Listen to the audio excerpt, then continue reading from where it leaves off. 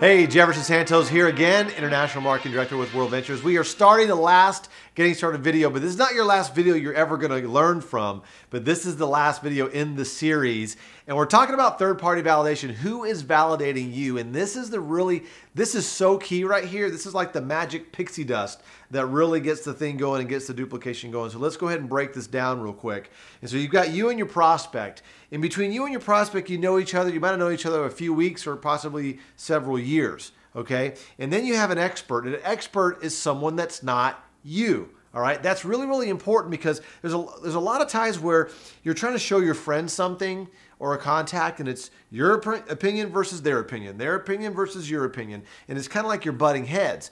But when you introduce a third-party expert to the equation, they're kind of on their best behavior, okay? And so what I want to talk about here in this video is the relationship between the three people, how you interact with that, how do you set it up properly to maximize the relationships, and then also what you do after that. So right here, there's trust and respect between the expert and you, okay? Because obviously you respect them, they're the expert.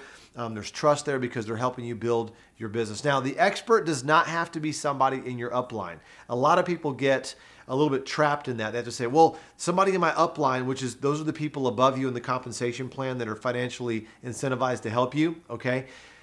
It's mathematically impossible for your upline to do three-way calls with everybody. Does that make sense?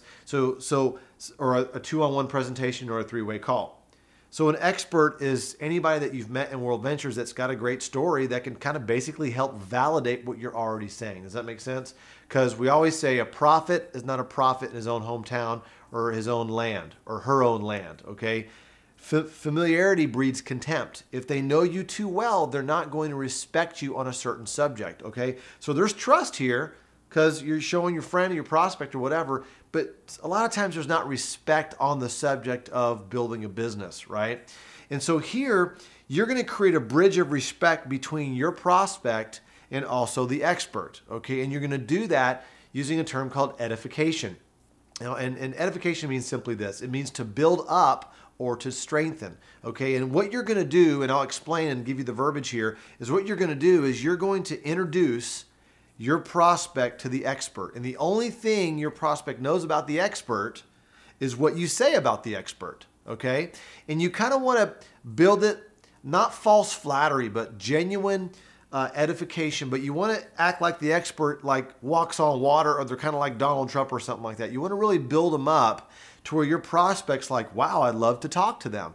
And versus, you know, some kind of ambush thing where you're kind of ambushing it with two people on one person. You don't want to create that situation, all right? So let's kind of play this out here. So let's just make an example. Let's say it's a three-way phone call. A three-way phone call or two people that are in the business that are talking to somebody that's not in the business. That's what a three-way phone call is, all right? And so what you want to do too is call your expert or text your expert first, or maybe you've got several experts that you can use and kind of group text them and say, hey, who's available today at 5 o'clock or tomorrow between 4 and 6? Who's available for a three-way phone call, quick validation because I'm doing some presentations. So don't just rely on one person to be your third-party expert. Have other people as well, so you're not painting yourself into a corner, all right? And so don't ambush your expert. For example, here's what ambushing is. You call your expert. Let's say I'm calling Rob up. Hey Rob, hey, it's Jefferson. I got Jared on the line right now, or I got Megan on the line right now. Can you talk to him? Like, they could be in the middle of a presentation. They could be in the middle of changing their kid's diaper. I don't know. Like, don't ambush your expert. Let them know that you need their help in a few hours or possibly a day in advance. That really helps. That, and also your expert has caller ID. So if you keep on ambushing them, they're probably not going to take your calls anymore. All right. Little joke there, a little being facetious. All right, so let's talk about how the introduction happens, all right? So let's say there's you, there's your friend that's a prospect, and then there's the expert. So for example, let's say I'm talking to my prospect, Megan, okay? And I'm introducing to my expert, Rob, okay? So I'm gonna text Rob up way beforehand. Hey Rob, listen, I've got a prospect named Megan I'm talking to at 6 o'clock, between 6 and 7 today. Are you gonna be available? Okay, and let's say he replies, sure, yeah, I'll be available. Say, great.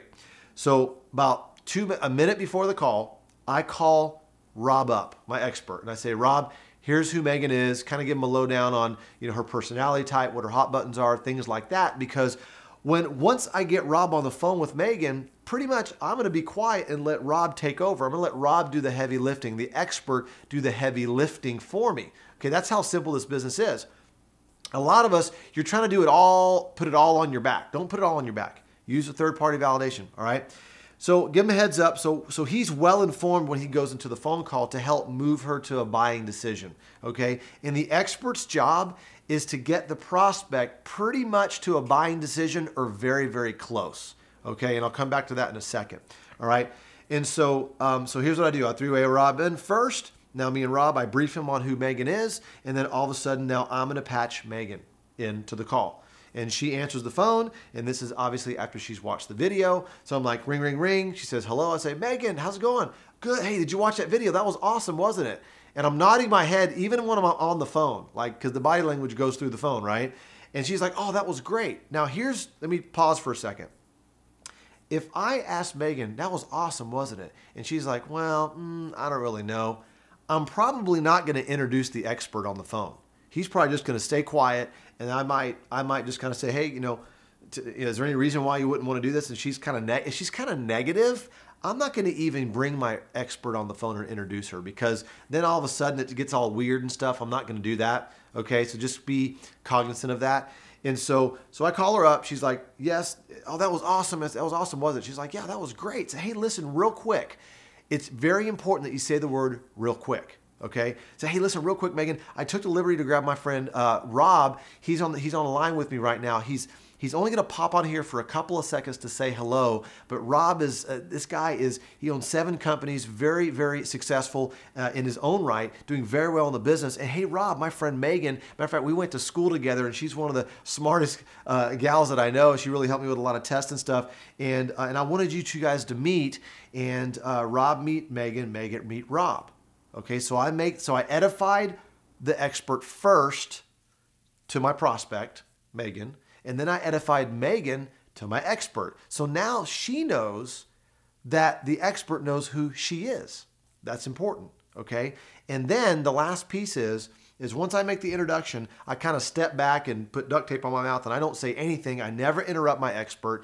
He's doing all the heavy lifting. Every time I jump in and interrupt him, I'm breaking down the credibility, okay? And that's just hurting my own paycheck, right?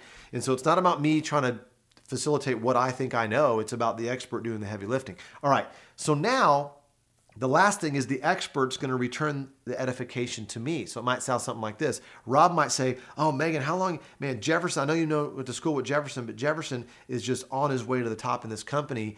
And it's so awesome that you guys are, great friends. And so now the expert, like the Donald Trump type person that I've edified, is now saying good things about me in front of my prospect or my friend. So now she sees me a little bit differently now, because the expert edified me. So now everybody's raised up. The whole information gateway is like kind of open now to really have this conversation. So now the expert's going to ask Megan some questions. This training video is not about what the expert's going to say. It's about what you say to set everything up, which I just talked about. And so he's going to talk to her and all that, ask questions, get her to make a buying decision, and get her to make that decision or get her right, like really, really close. Okay. So now the call is over. Hey, great to meet you. Thank you very much. Looking forward to working with you. And the expert's also going to talk about how we're going to work together as a team, how's their support, all that stuff. All right. So now we hang up, expert hangs up, and I'm going to stay on the phone with her real briefly for just like a minute. Okay. I don't want to get caught on the phone by myself trying to like backpedal. But what I want to do right here is I'm going to tell Megan, say, Megan, listen, you know me, right? And I'm doing this with or without you, but I'd love to have you on the team. I'm going to put thousands of people in this thing. I'm excited about it. It'd be a blast for all of us to go on trips together. Are you ready to get started? And I'm just going to pause and wait for her to say yes or well, or I'm just going to be quiet, right? I'm going to give her time to process and think. Because see, sometimes you think the expert's supposed to do all the work. Yeah, they do most of the work, most of the heavy lifting. But really, you're the one with the relationship with your prospect. So the expert's going to get him right to the goal line, okay? And all you're going to do is just kind of nudge him over. You're just going to say, hey, you know me, right? We've known each other for 15 years. We've been doing business now for 20 years, whatever the relationship is. And then you just say, hey, you ready to get started? And you just ask them. You make it personal and talk about how you're going to crush this thing. People follow people with certainty and that know where they're going. And if in your posture, in your voice, that you're excited and you're letting your prospect know, that your friend know that you're going to do this with or without them, they're going to be like, yeah, like I'm in. Okay. But it's all about your posture and how sure you are and that you're going to do this thing. All right. The expert already did the heavy lifting for you. All you got to do is nudge them over the edge. Cool. Awesome. So that's how edification works. That's how you build that respect bridge between the expert and the prospect so they have leverage, okay, to help your prospect make a buying decision. And that's how edification works. And that also works on a 2-on-1 presentation at a coffee shop. It also works when you're just getting your new person started and you just want them to hear a bunch of new stories to kind of get their pulse up and get them excited at the end of a presentation. You can just edify all these different reps in that presentation to your prospect. 5 different experts can be in a presentation. All these people that have World Venture stories, just introduce your prospect to all the different people in World Ventures and let them hear their stories. And it just kind of validates everything. Does that make sense? And so the more you use this right here, the more you're going to be successful. I always get people that are like, well, Jefferson, I'm talking to all these people. I've done 50 presentations, but nobody signed up. And I'm asking them, well, what are you doing after they see the presentation? Who are you getting on the phone? Who's validating you? They're like, no one? Duh, that's right. That's what needs to happen. You got to be validated. It's very, very important. So guys, wealth building is a team sport. Don't try to do this by yourself. Don't try to cowboy this thing up. And the last piece I want to share with you before I send you off to go build your business is this right here. Here's a baseball diamond, all right? And your job is to hit a home run and get back to home plate. But a lot of people misinterpret signing someone up as a member or whatever as getting a home run. That is not the home run. Okay, that's only first base. First base is getting that first sale. You make your list of your top 10 or top 20 people, get that first sale. That's only first base. Then you work with that new person, help them get their list of 20. That's second base, right? And then you help those new people get their first sale. That's third base. Okay. And then you getting your 6 is home plate. See, a lot of people, they think that getting around the bases is just making a sale. No, it's about getting to work. See, getting to work is getting to home plate. Getting that duplication is getting to home plate. That's the key thing that you need to do. And if you remember in a prior video, I talked about, 6, getting 36, 216, and 1296, right? On that 4th level, 1296, hypothetically, could earn you well over $25,000 in cycle pay and over $6,000 in residual income every single month. And so that's all you have to do is, we start at the beginning is getting your 6, and I'm ending right now full circle getting your 6 and going around the diamonds here. So with that said, happy building. I look forward to seeing you at one of our next training events in person and also on the beaches of the world. See you soon.